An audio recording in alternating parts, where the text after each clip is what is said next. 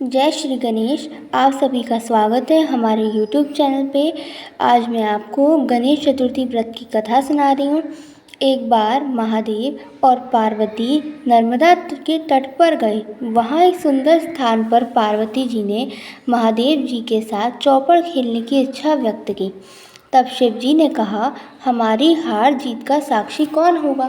पार्वती ने तत्काल वहाँ की घास के तिनके बटोरकर एक पुतला बनाया और उसमें प्राण प्रतिष्ठा करके उससे कहा, बेटा हम चौपड़ खेलना चाहते हैं, किंतु यहाँ हार जीत का साक्षी कोई नहीं है।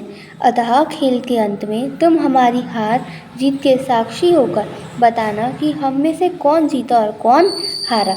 खेल आरंभ हुआ। देवयोग से तीनों बार पार्वती जी ही जीती। जब अंत में बालक से हार जीत का निर्णय कराया गया तो उसने महादेव जी को विजेता बताया। परिणामतः पार्वती जी ने क्रुद्ध होकर उसे एक पाँव से लंगड़ा होने और वहाँ के कीचड़ में पड़ा रहकर दुख भोगने को श्राप दे दिया। बालक ने विनम्रतापूर्वक कहा, माँ मुझसे अज्ञानवश ऐसा हो गया है। मैंने किसी द्वेष के कारण ऐसा नहीं किया। मुझे क्षमा करे तथा श्राप से मुक्त करे।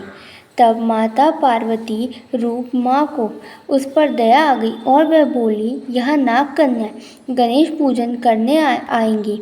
उनके उपदेश से तुम गणेश व्रत करके मुझे प्राप्त करोगे। इतना कहलाकर वह कैलाश पर्वत चली गई। एक वर्ष बाद वहाँ श्रावण में नाग कन्या गणेश पूजन के लिए आई।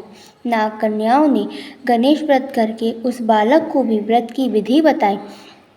तब श्राप्त बालक ने 12 दिन तक श्री गणेश जी का व्रत किया।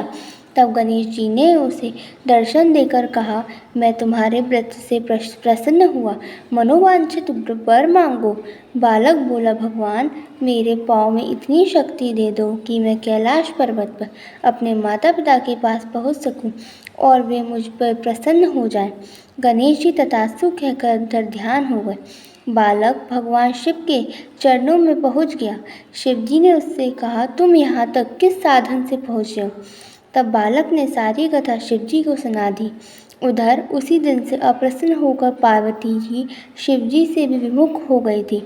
भगवान शंकर ने भी बालक की तरह 21 दिन पर्यंत श्री गणेश जी का व्रत किया, जिसके प्रभाव से पार्वती के मन में स्वयं महादेव जी से मिलने की इच्छा जागृत हुई। वह शीघ्र ही कैलाश पर्वत पर आ पहुंची। वहां पहुंचकर पार्वती जी ने शिव जी से पूछा, भगवान आपने ऐसा कौन सा उपाय किया जिससे मैं आपके पास भागी भागी चली आई। शिव जी ने गणेश व्रत का इतिहास उनके सामने कह दिया। तब पार्वती जी ने भी अपने पुत्र कार्तिकेय से मिलने की इच्छा से 21 दिन पर्यंत 21 व 21 की संख्या से दूबा, पुष्प तथा लड्डुओं से श्री गणेश जी की पूजा की। 21 दिन के बाद कार्तिकेय स्वयं पार्वती जी से मिलने आए।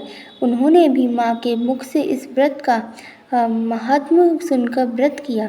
ने यही व्रत विश्वामित्र जी को बताया। विश्वामित्र जी ने भी व्रत करके गणेश जी से जन्म से मुक्त होकर ब्रह्मा ऋषि होने का वर मांगा। ऐसे ही श्री गणेश जी सबकी कामनाएं पूर्ण करते हैं। अगर आपको मेरे द्वारा सुनाई गई कहानी पसंद आए तो आप मेरे चैनल को सब्सक्राइब कीजिए, मेरे वीडियो को लाइक कीजिए और इसे अधिक से अधिक लोगों तक पहुंचाएं। धन्यवाद।